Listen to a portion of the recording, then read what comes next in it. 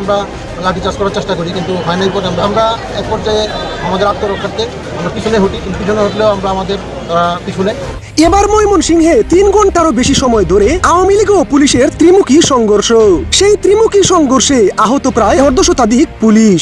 বাইরে ভাই, বিক্ষুব্ধ আওয়ামী লীগের তৃণমূলের নেতাকর্মীদের তীব্র প্রতিরোধের মুখে দৌড়ে পালিয়ে যাওয়ার চেষ্টা করলেও শেষ রক্ষা হয়নি পুলিশের। বাইরে ভাই, ময়মনসিংহ মানেই যেন লাঠি শুটার মহড়া। এবার লাঠি শুটা হাতে নিয়ে আওয়ামী লীগের নেতাকর্মীরা জড়ো হয়ে বিশাল বিক্ষোভ মিছিল নিয়ে সামনে এগিয়ে গেলে পুলিশের বাধার সম্মুখীন হন তারা। পুলিশ লাঠিচার্জ করে ছত্রভঙ্গ করার চেষ্টা করলে পুলিশের দিকেও পাল্টা ইট পাটকেল লাঠি শুটা নিয়ে দাওয়া দেয় আওয়ামী লীগের নেতাকর্মীরা। এতে পুলিশ বিশাল নেতাকর্মীদের দেখে পরিস্থিতি নিয়ন্ত্রণে আনতে না পেরে পিছু হটার চেষ্টা করলেও শেষ রক্ষা আর হয়নি পুলিশের। আওয়ামী লীগ ও পুলিশের ত্রিমুখী সংঘর্ষে আহত প্রায় 1.5 শতাধিক পুলিশ। ময়মনসিংহে প্রায় 3 ঘন্টারও বেশি সময় ধরে আওয়ামী লীগ ও পুলিশের সংঘর্ষ হয়। পরে সেখানে পরিস্থিতি নিয়ন্ত্রণে আনতে প্রশাসন 144 ধারা জারি করে। আমাদের আত্মরক্ষার্থে আমরা পিছনে হটি, কিন্তু পিছনে হটলেও আমরা আমাদের পিছনে।